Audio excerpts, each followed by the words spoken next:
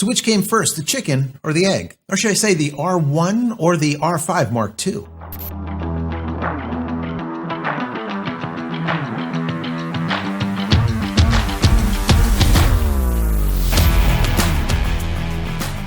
Hey everybody, welcome back to the channel. Thank you so much once again joining me for tea time. Today we have a little bit of misty morning and focus.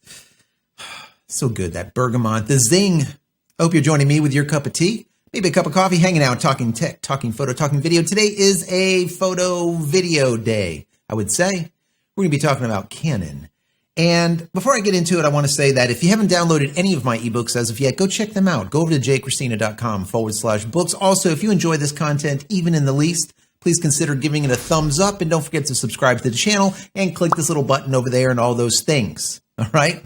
Also, if you need a VPN, I'm currently using PureVPN and it's doing quite well. I have it on a bunch of my devices. Now, if you're looking for port forwarding or a static IP address or just simply 250-bit encryption, so your business as well as your home internet connection is secured, well, PureVPN will be a good place to look. Now, the nice folks over there gave us a discount link. I'll put that in the description below, as well as the pinned comment. It'll give you up to about 80% off. So for about the cost of a latte per month, you're going to be fully secure.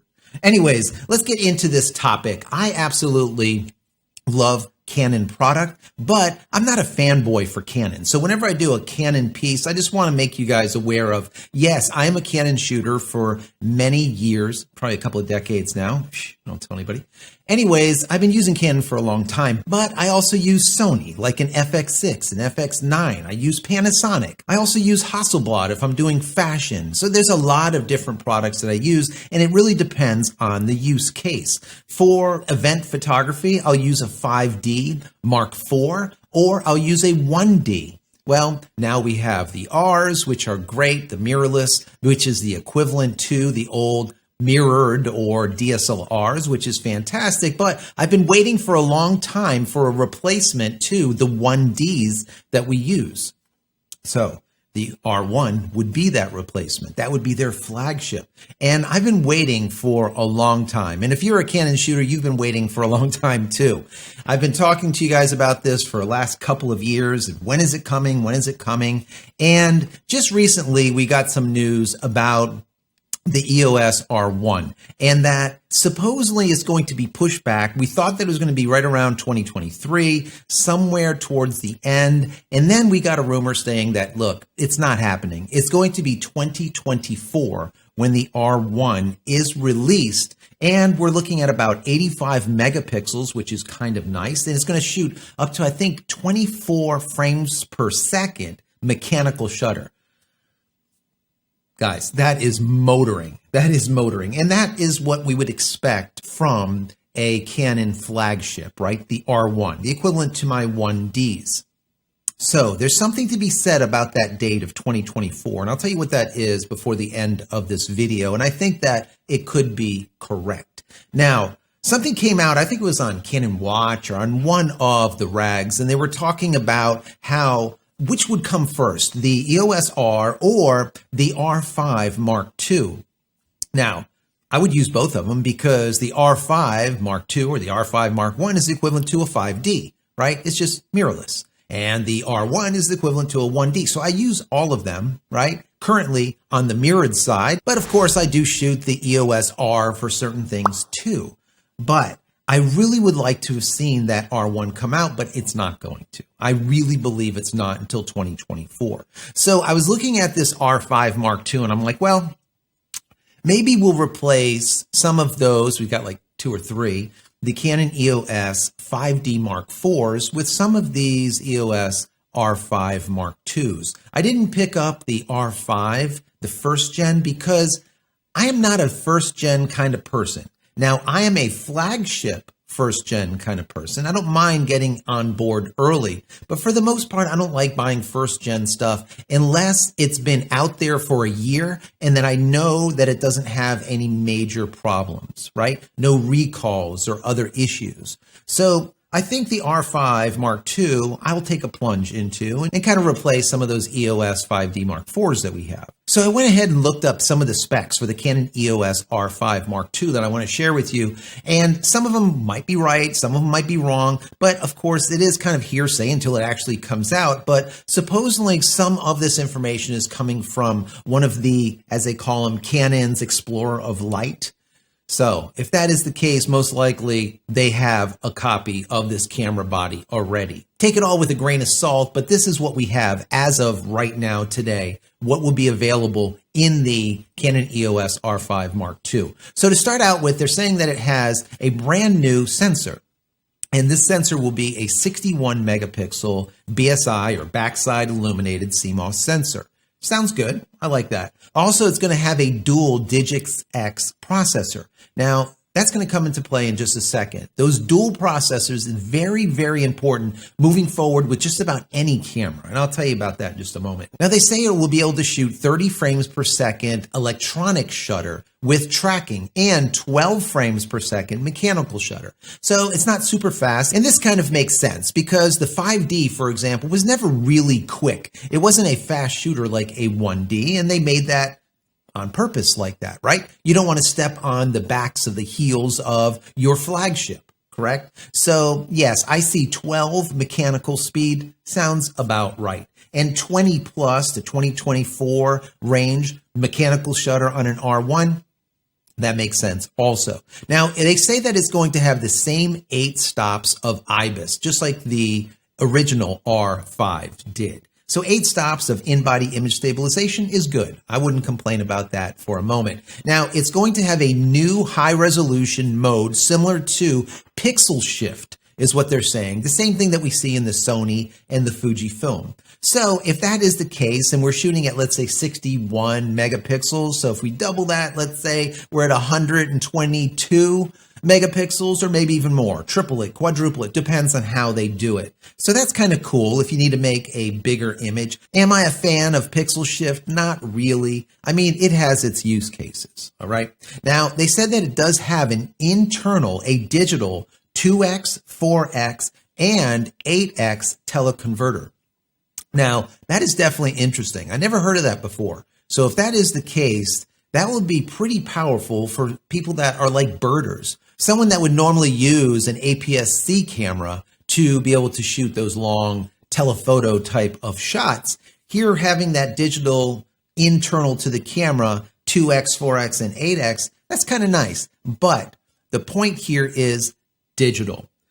I am not a fan of digital anything. When it comes to teleconverter, when it comes to magnification, whenever you do something digitally, it never looks great. But by having the dual processor in it, it should be able to have the ability to do a better job because now it has a lot more power to do so. Now, they also said that it has the exact same dual pixel AF Mark II as we would see in the EOS R3 as well as the EOS R6 Mark II. So that's good. So you're going to get all of your tracking, your eye tracking, your animal tracking, your flying saucer tracking, your Elon Musk spacecraft, whatever, right? So you're going to have all of your tracking in there. So that's perfect, right? It's not going to be like I think we will see in the R1, the quad pixel AF.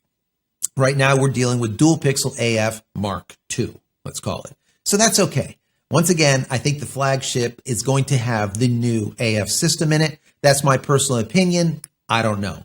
Watch and see if I'm right.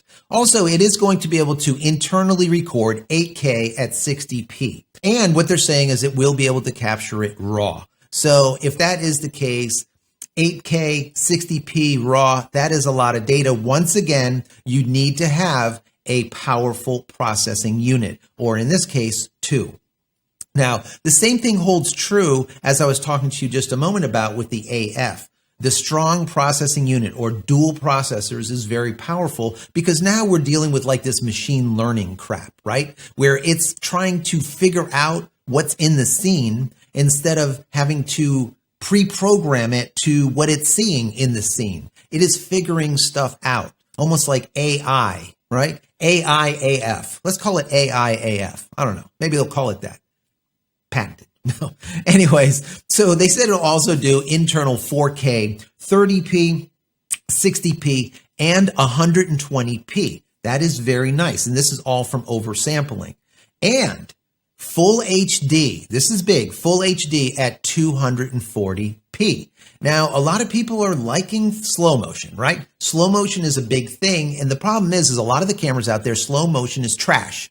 Some of it is okay, but as soon as you go above 120 frames per second, even 120 sometimes looks like trash. But you get into 240, 480, so on and so forth, it's trash. It does not look good. But once again, if they can use those dual processors to be able to do that 240p and do it well, that's going to be a game changer. I think that's going to be important. Also, what they say it's going to have is that focus breathing correction, where you see like the old Panasonics, right? Not the new ones, where you're getting like that breathing as it's focusing in and out, and it's just not so great. Well, once again, through processing, it'll be able to correct that in camera. That's awesome. Also, a major step forward is the overheating issue that we saw in the Canon EOS R5 is going to be history with the R5 Mark II, hopefully.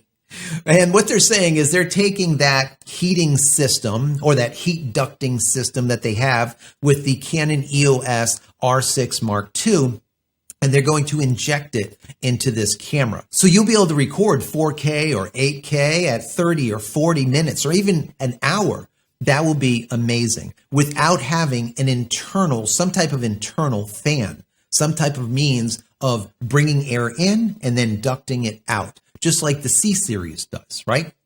So if you don't know, the C series is their cinema lineup, like the C100, 200, the 300, 500, 700. Some of these cameras we use for capturing video on the professional side. If we're not using a Sony F6 or an F9, or if we're using a Panasonic EVA 1 or something, the Canon C series is an amazing lineup. And probably the C500, a C300s are probably one of my favorites. But once again, they do have an internal means of ducting the heat out. All right. It's blowing air on that sensor. It's bringing in cool air and blowing out the hot air. So that is not what they're doing here. This is internally somehow piping or routing the heat away from it, just like they did with the EOS R6 Mark II. Very cool and smart.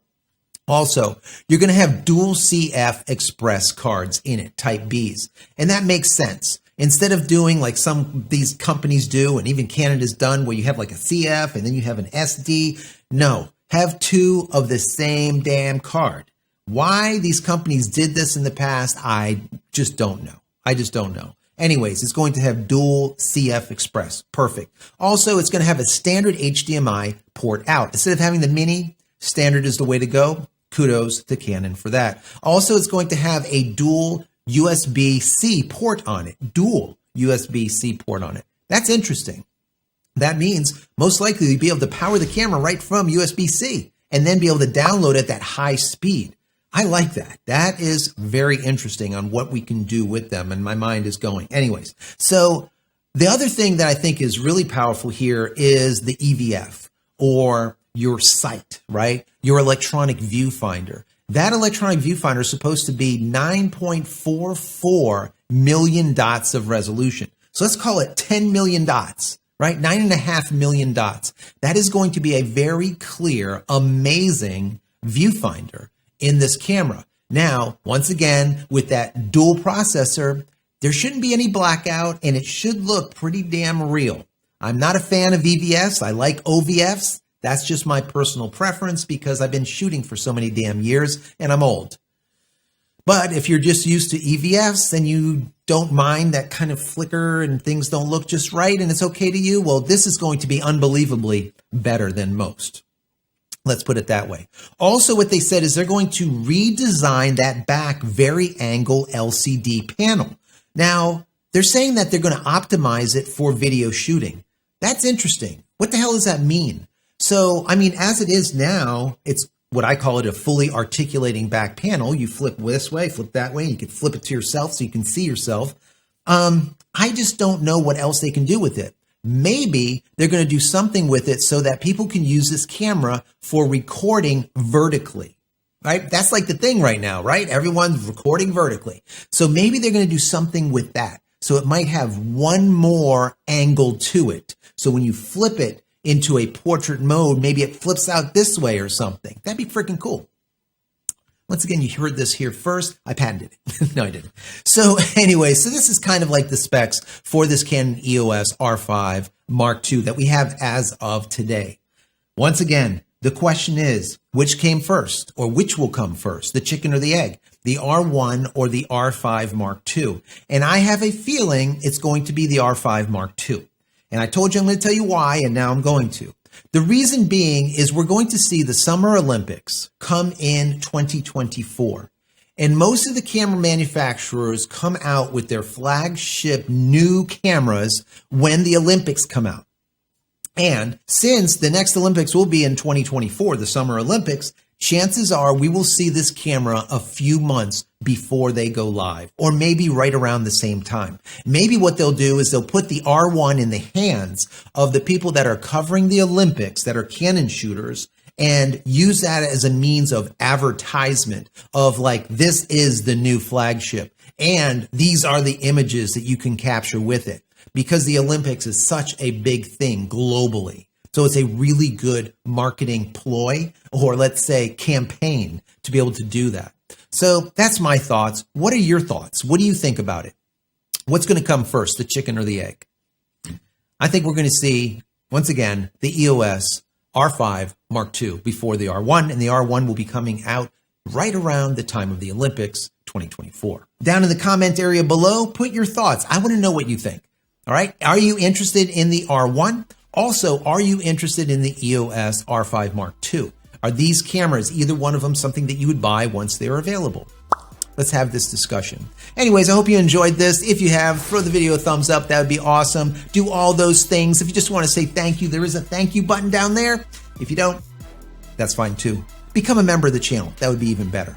Finally, head over to my website, JCristina.com, where you can find all the photography tools I've invented for you and me over the years, and hopefully there's something there that you might like. And if there is, please pick it up and support me and my family. That's it, guys. I'm out of here for another vlog. Many blessings to you and your family. Stay safe, stay healthy, and we'll see you in the next one.